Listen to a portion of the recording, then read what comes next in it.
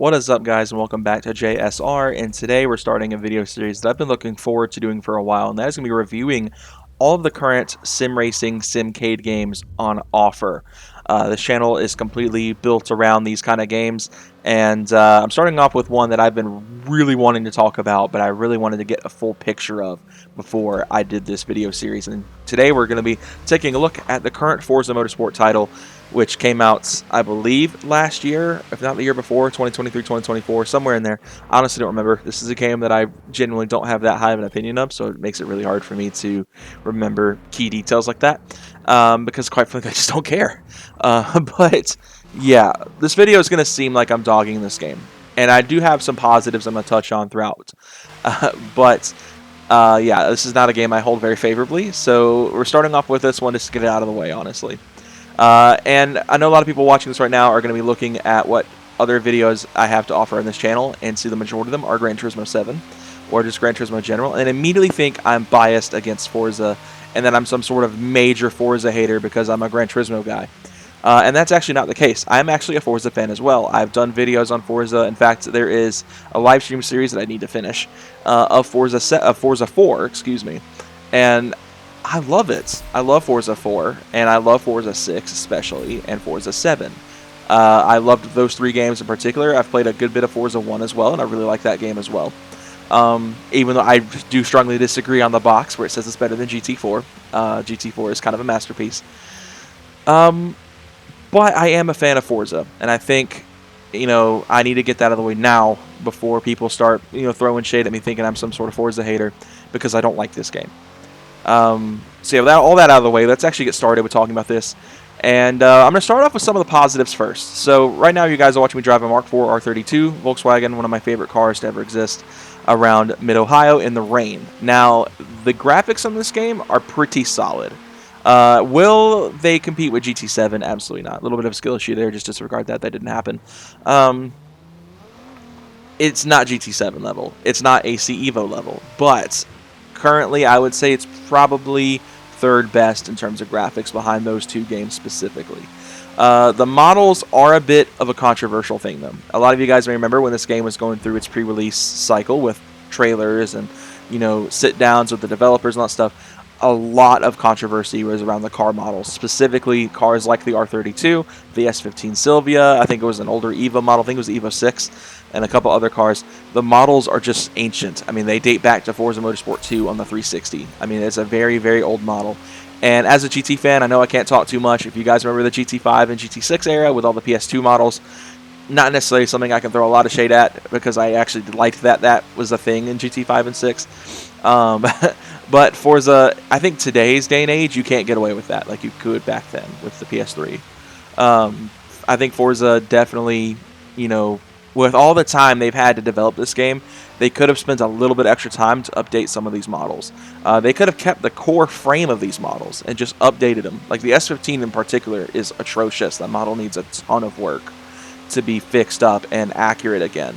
Because back in the day, I mean, it was never accurate, but maybe back in the early 2000s when Forza 2 was releasing, or I guess mid-2000s, honestly, it was probably pretty okay. But now it's aged so badly and the model is ancient, it's just not worth keeping in the game anymore. But in terms of overall graphics, I will say it's a pretty good-looking game, especially in the rain. I have this game set to Ultra. I'll have my PC specs on screen for you guys right now so you guys can see what I'm running. The game is pretty much running in Ultra all around without motion blur because I hate motion blur, and V-Sync's off. So it's a pretty solid-looking game, I would say. Like I said, in terms of probably the PC racers, like if you take Gran Turismo 7 out of the equation, obviously Assetto Evo still tops it. But and obviously Assetto with mods tops this. But this is a pretty solid game, and it's up there as one of the better ones without mods or anything like that. But that's kind of where the positives tend to end, other than the car roster. This game, I would say, is one of the best, if not the best car roster of any of the Sim Racer / Simcade titles currently on sale out of the box. Obviously, with games like Assetto Corsa and you get a bunch of mods installed, it tops it. But I'm not counting that right now. I'll talk about mods and stuff when I get to AC to the video on Assetto. But with this game, I'm only talking about out of the box. And this game has one of the best car rosters of any sim racer simcade game right now on sale out of the box. You got, heavy hitters from, decades ago. And you got some of the newest cars on sale in this game. And I think that is probably the biggest thing for me as a Gran Turismo fan.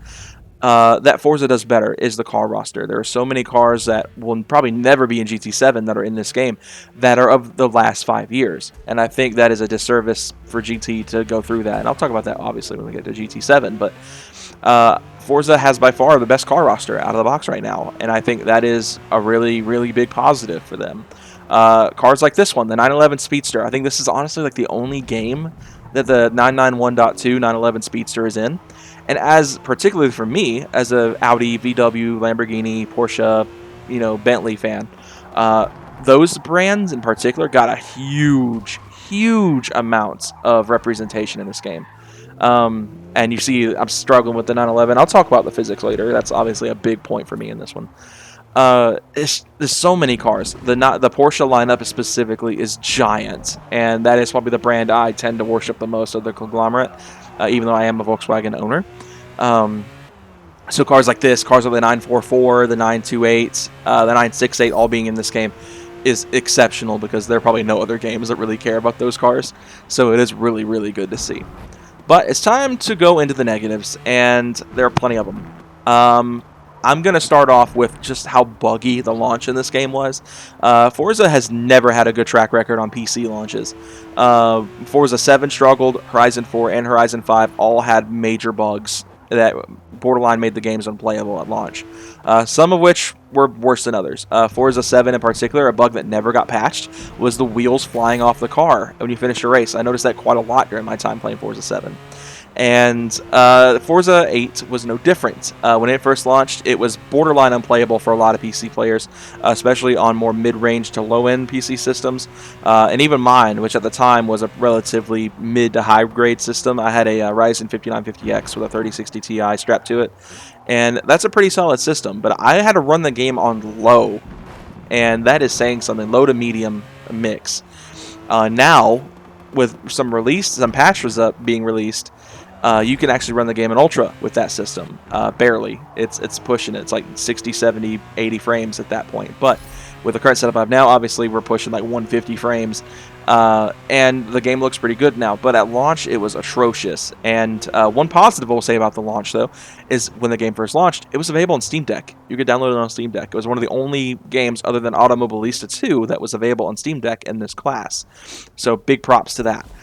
However, I can take those props away because it's no longer compatible, which really bums me out. And I will say the patches have made this game much better, but there are still little bugs here and there.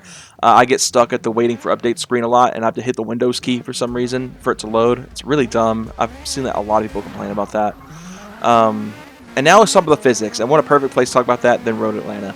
You guys watch me drive the Lambo SC63. If you're familiar with my channel and me in general, this is my home track. I have done thousands upon thousands of laps across many different games, including Forza 7. I was globally one of the top 5, top 10 in the entire world around Road Atlanta and X-Class cars in Forza 7. So this is a track I know very well. And you're going to see me struggle here a lot with this car. Other than the fact the SC63 is kind of a very mid, like kind of just, I hate to say it, but garbage GTP car, LMDH. The physics in this game are by far the biggest travesty. I got really familiar with, Forza 7's physics and Forza 6's physics, and I actually relatively liked them. I feel like I'm driving on ice in this game. Regardless of what car I'm driving, I struggle with the physics in this game. I feel like I'm sliding around. I feel like I can't control these cars. You'll see in a minute. I bin this Lamborghini. And it just doesn't feel natural at all. I feel like I was fighting the physics more than anything. And for those who probably curious, I am playing on a wheel. I have a Fanatec GT DD Pro with the 8 Nm kit. And that setup is very precise. And I was struggling with this. As you guys saw, I hit that curb and the car bounced. Which, I mean, obviously you'll get some air and it's going to hurt. But I don't think cars bounce like that over that curb. And every game I've played, even iRacing, doesn't do that. And of course, at the end of the day, Forza sits with Gran Turismo in that simcade category, so obviously the physics aren't going to be 100% realistic, like something like iRacing. But Forza touted this as a true sim when during its pre-release, and I think that is where it really gets bad, because you guys can see the physics are terrible. And coming up, you're going to watch me bin this car. But that is kind of when we wrap things up, though. I want to thank you guys so much for watching this first video in this series. The next one is going to be on Rensport, and I'm really excited about this one because Rensport's come a long way, and I'm really excited to show it off for a video for you guys. But anyway, guys, thank you all so much for watching. I will see you guys later. Have a great day.